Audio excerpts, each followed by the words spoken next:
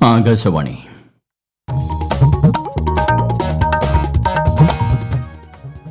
നമസ്കാരം. പ്രാദേശിക വാർത്തകൾ വായിക്കുന്നത് ഗോപകുമാർ.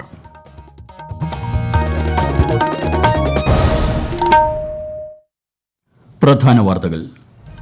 സംസ്ഥാനത്ത് തെരഞ്ഞെടുപ്പ് ചിത്രം വ്യക്തമായി. നാമനിർദ്ദേശ പത്രിക പിൻവലിക്കാനുള്ള സമയപരിധി അവസാനിച്ചപ്പോൾ 194 സ്ഥാനാർത്ഥികൾ മത്സരരംഗത്ത്. ലോക്സഭാ തെരഞ്ഞെടുപ്പിനുള്ള പ്രചാരണം ഊർജിതമാക്കി പ്രമുഖ മുന്നണികൾ. സംസ്ഥാനത്തും പ്രചാരണ രംഗം സജീവം. സാമൂഹിക സുരക്ഷ ക്ഷേമനിധി പെൻഷനുകളുടെ 2 ഗഡു കൂടി നാളെ മുതൽ വിതരണം ചെയ്യും. സംസ്ഥാനത്ത് വ്യാഴാഴ്ച വരെ ഉയർന്ന താപനിലയ്ക്ക് സാധ്യതയെന്ന് കേന്ദ്ര കാലാവസ്ഥാ വകുപ്പ്. ഇടുക്കി, വയനാട് ഒഴികെയുള്ള ജില്ലകളിൽ മഞ്ഞ ജാഗ്രത. IPL ക്രിക്കറ്റിൽ ഇന്ന് Chennai Super Kings Kolkata Knight റൈഡേഴ്സുമായി ഏറ്റുമുട്ടും. ISL ഫുട്ബോളിൽ ഇന്ന് മുംബൈ സിറ്റി ഒഡീഷ FC-യെ നേരിടും. വാർത്തകൾ വിശദമായി. രാജ്യത്ത് തെരഞ്ഞെടുപ്പ് പ്രചാരണം ശക്തമായി തുടരുന്നു. പ്രധാനമന്ത്രി നരേന്ദ്രമോദി ഛത്തീസ്ഗഡിൽ ബസ്തർ ഡിവിഷനിൽ പൊതുയോഗത്തിൽ പങ്കെടുത്തു. കോൺഗ്രസ് നേതാവ് രാഹുൽ ഗാന്ധി മധ്യപ്രദേശിലെ സിയോണിൽ പൊതുയോഗത്തെ അഭിസംബോധന ചെയ്തു. സംസ്ഥാനത്ത് തെരഞ്ഞെടുപ്പ് പ്രചാരണം സജീവം.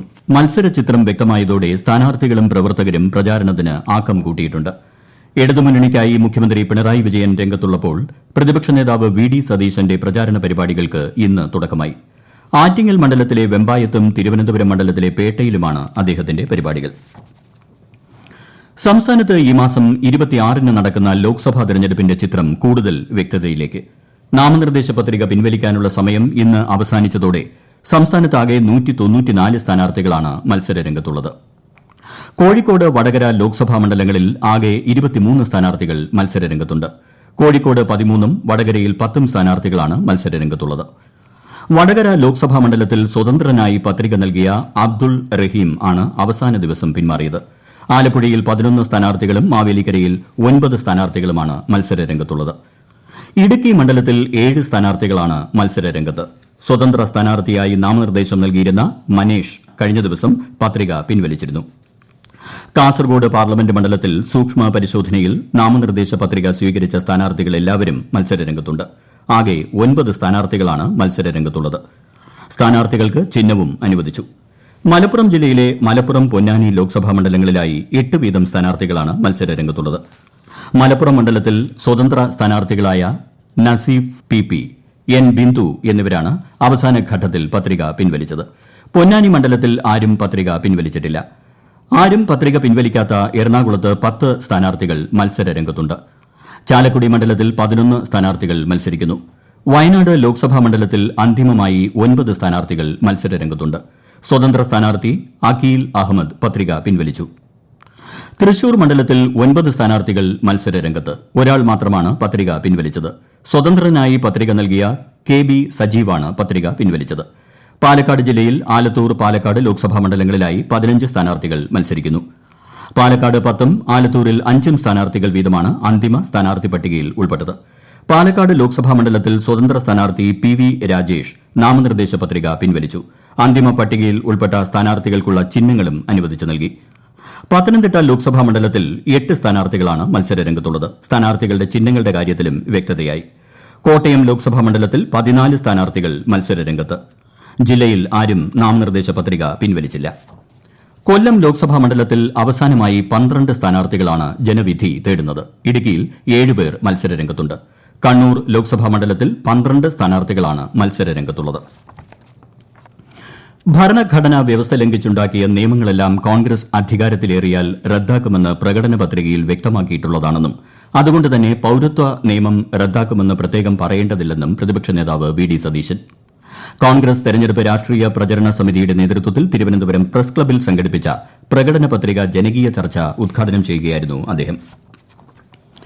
പണം നൽകി വോട്ട് തേടിയെന്ന് തനിക്കെതിരെ അടിസ്ഥാനരഹിതമായി ആരോപണമുന്നയിച്ച തിരുവനന്തപുരം മണ്ഡലത്തിലെ കോൺഗ്രസ് സ്ഥാനാർത്ഥി ശശി തരൂർ പ്രസ്താവന നിരുപാധികം പിൻവലിച്ച് രേഖാമൂലം ക്ഷമാപണം നടത്തിയില്ലെങ്കിൽ നിയമ നടപടികളുമായി മുന്നോട്ടു പോകുമെന്ന് NDA സ്ഥാനാർത്ഥി രാജീവ് ചന്ദ്രശേഖർ.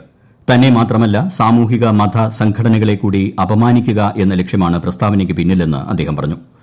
അതേസമയം പത്രികയിൽ തെറ്റായ വിവരങ്ങൾ സമർപ്പിച്ചതിന് രാജീവ് ചന്ദ്രശേഖറിനെതിരെ നടപടി ആവശ്യപ്പെട്ട് കോൺഗ്രസും തെരഞ്ഞെടുപ്പ് കമ്മീഷനെ സമീപിച്ചിട്ടുണ്ട്.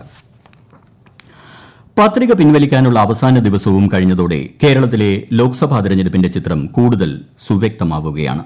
3 പ്രധാന മുന്നണികളും വിജയപ്രതീക്ഷ പുലർത്തുന്ന പൊന്നാനി ലോക്സഭാ മണ്ഡലത്തിൽ വാശിയേറിയ പ്രചാരണമാണ് അരങ്ങേറുന്നത്. കൂടുതൽ വിവരങ്ങളുമായി ആകാശവാണി മലപ്പുറം ജില്ലാ പ്രതിനിധി സുരേഷ് ബാബു. തോൽക്കാൻ മനസ്സില്ലാത്തവരുടെ അതിശക്തമായ ബലപരീക്ഷണത്തിനാണ് ഇക്കുറി പൊന്നാനി മണ്ഡലം സാക്ഷ്യം വഹിക്കുന്നത്. പൊള്ളുന്ന വേനൽ ചൂടിലും മീതെയാണ് ജനമനസ്സിന്റെ അംഗീകാരം ഉറപ്പാക്കുന്നതിനു വേണ്ടി UDF, LDF, NDA മുന്നണികളുടെ വാശിപ്പോര്. ഏതാനും ദിവസങ്ങൾ കൂടി കഴിയുന്നതോടെ റംസാൻ നോമ്പ് പൂർത്തിയാകുന്ന മുറയ്ക്ക് പ്രചാരണം അതിന്റെ പാരമ്യത്തിലെത്തും.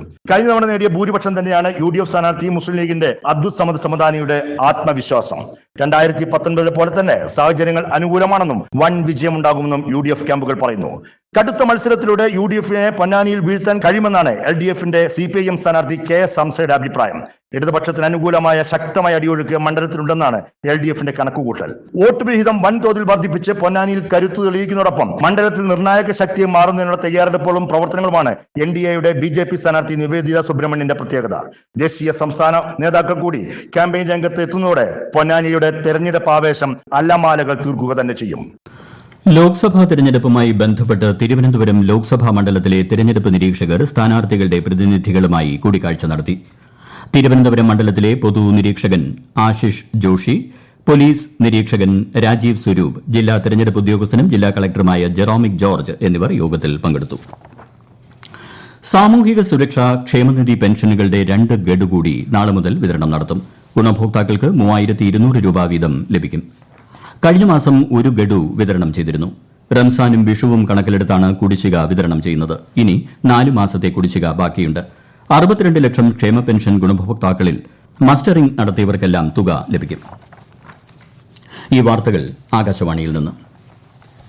കേന്ദ്രീയ വിദ്യാലയങ്ങളിൽ ഒറ്റ പെൺകുട്ടി സംവരണം തുടരണമെന്ന് പൊതുവിദ്യാഭ്യാസവും തൊഴിലും വകുപ്പ് മന്ത്രി വി ശിവൻകുട്ടി. 2024-25 അധ്യയന വർഷത്തേക്കുള്ള പ്രവേശന പ്രക്രിയയിൽ കേന്ദ്രീയ വിദ്യാലയങ്ങളിൽ ഒറ്റ പെൺകുട്ടി സംവരണം നിർത്തലാക്കാനുള്ള കേന്ദ്ര വിദ്യാഭ്യാസ മന്ത്രാലയത്തിന്റെ തീരുമാനം സംബന്ധിച്ച് പ്രതികരിക്കുകയായിരുന്നു മന്ത്രി. ഒറ്റ പെൺകുട്ടി ഉള്ളവർക്ക് നിശ്ചിത എണ്ണം സീറ്റുകൾ അനുവദിച്ചുകൊണ്ടുള്ള തീരുമാനം സ്ത്രീ വിദ്യാഭ്യാസത്തെ പ്രോത്സാഹിപ്പിക്കുക മാത്രമല്ല, ലിംഗസമത്വവും പെൺകുട്ടികൾക്ക് ഗുണമേന്മയുള്ള വിദ്യാഭ്യാസം ഉറപ്പാക്കുകയും ചെയ്യുന്നുവെന്ന് മന്ത്രി പറഞ്ഞു. കോട്ടയം മണർക്കാട് ദേവീക്ഷേത്രത്തിലെ 10ാമുദയ മഹോത്സവത്തോടനുബന്ധിച്ച് ഈ മാസം 14 മുതൽ 23 വരെ ക്ഷേത്രത്തിന്റെ 3 കിലോമീറ്റർ ചുറ്റളവിലുള്ള പ്രദേശം ഉത്സവ മേഖലയായി പ്രഖ്യാപിച്ച് ജില്ലാ കളക്ടർ ഉത്തരവായി. NV കൃഷ്ണവാര്യർ സ്മാരക വൈജ്ഞാനിക പുരസ്കാരം, KM ജോർജ് സ്മാരക ഗവേഷണ പുരസ്കാരം, MP കുമാരൻ സ്മാരക വിവർത്തന പുരസ്കാരം എന്നിവയ്ക്കായി കേരള ഭാഷാ ഇൻസ്റ്റിറ്റ്യൂട്ട് കൃതികൾ ക്ഷണിച്ചു. 2023 ജനുവരി 1 മുതൽ ഡിസംബർ 31 വരെ ആദ്യ പതിപ്പായി പ്രസിദ്ധീകരിച്ചിട്ടുള്ള മൌലിക കൃതികളും അവാർഡ് ചെയ്യപ്പെട്ടിട്ടുള്ള PhD ഗവേഷണ പ്രബന്ധങ്ങളുമാണ് പുരസ്കാരങ്ങൾക്കായി പരിഗണിക്കുക. പുരസ്കാരത്തിനുള്ള സമർപ്പണങ്ങൾ മെയ് 31-നകം ഡയറക്ടർ, കേരള ഭാഷാ ഇൻസ്റ്റിറ്റ്യൂട്ട്, നളന്ദ, തിരുവനന്തപുരം എന്ന വിലാസത്തിൽ നേരിട്ടോ തപാൽ മാർഗമോ ലഭിക്കണം. കന്യാകുമാരി മുതൽ കാസർഗോഡ് വരെയുള്ള സാംസ്കാരിക വൈവിധ്യങ്ങളുടെ രേഖാചിത്ര പരമ്പര തിരുവനന്തപുരം വിമാനത്താവളത്തിൽ അനാച്ഛാദനം ചെയ്തു. ശംഖുമുഖത്തെ ആഭ്യന്തര ടെർമിനലിലെ ഡിപ്പാർച്ചർ ഹാളിലാണ് 1000 ചതുരശ്ര അടിയിൽ കലാസൃഷ്ടി ഒരുക്കിയിരിക്കുന്നത്. ഈദുൽ ഫിത്തർ സംബന്ധിച്ച് ഏകീകരിച്ച തീരുമാനം പ്രഖ്യാപിക്കുന്നതിന് ഇമാമുമാരുടെയും മഹല്ല് ഭാരവാഹികളുടെയും പ്രത്യേക യോഗം നാളെ വൈകിട്ട് തിരുവനന്തപുരം മണക്കാട് വലിയ പള്ളിയിൽ ചേരും. വൈകിട്ട് പാളയം ജുമാ മസ്ജിദിലും പ്രത്യേക യോഗം ചേരുന്നുണ്ട്. സംസ്ഥാനത്ത് വ്യാഴാഴ്ച വരെ സാധാരണയേക്കാൾ 2 മുതൽ 4 ഡിഗ്രി സെൽഷ്യസ് വരെ താപനില ഉയരാൻ സാധ്യതയുണ്ടെന്ന് കേന്ദ്ര കാലാവസ്ഥാ വകുപ്പ്.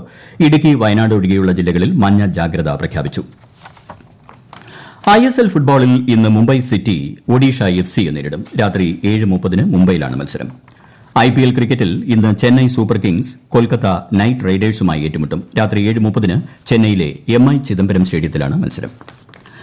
രാജ്യത്തെ ഓഹരി വിപണികളിൽ നേട്ടം. ബോംബെ ഓഹരി സൂചിക സെൻസെക്സ് 494 പോയിന്റ് നേട്ടത്തിൽ 74,742-ലും ദേശീയ ഓഹരി സൂചിക നിഫ്റ്റി 153 പോയിന്റ് നേട്ടത്തിൽ 22,666-ലുമാണ് വ്യാപാരം അവസാനിപ്പിച്ചത്. പ്രധാന വാർത്തകൾ വീണ്ടും. സംസ്ഥാനത്ത് തെരഞ്ഞെടുപ്പ് ചിത്രം വ്യക്തമായി. നാമനിർദ്ദേശ പത്രിക പിൻവലിക്കാനുള്ള സമയപരിധി അവസാനിച്ചപ്പോൾ 194 സ്ഥാനാർത്ഥികൾ മത്സരരംഗത്ത്. ലോക്സഭാ തെരഞ്ഞെടുപ്പിനുള്ള പ്രചാരണം ഊർജിതമാക്കി പ്രമുഖ മുന്നണികൾ. സംസ്ഥാനത്തും പ്രചാരണ രംഗം സജീവം. സാമൂഹിക സുരക്ഷ ക്ഷേമനിധി പെൻഷനുകളുടെ 2 ഗഡു കൂടി നാളെ മുതൽ വിതരണം ചെയ്യും. സംസ്ഥാനത്ത് വ്യാഴാഴ്ച വരെ ഉയർന്ന താപനിലയ്ക്ക് സാധ്യതയെന്ന് കേന്ദ്ര കാലാവസ്ഥാ വകുപ്പ്. ഇടുക്കി വയനാട് ഒഴികെയുള്ള ജില്ലകളിൽ മഞ്ഞ ജാഗ്രത. IPL ക്രിക്കറ്റിൽ ഇന്ന് Chennai Super Kings Kolkata Knight റൈഡേഴ്സുമായി ഏറ്റുമുട്ടും. ISL ഫുട്ബോളിൽ ഇന്ന് മുംബൈ സിറ്റി ഒഡീഷ FCയെ നേരിടും. പ്രാദേശിക വാർത്തകൾ കഴിഞ്ഞു. അടുത്ത വാർത്താ പ്രക്ഷേപണം രാത്രി 7:25.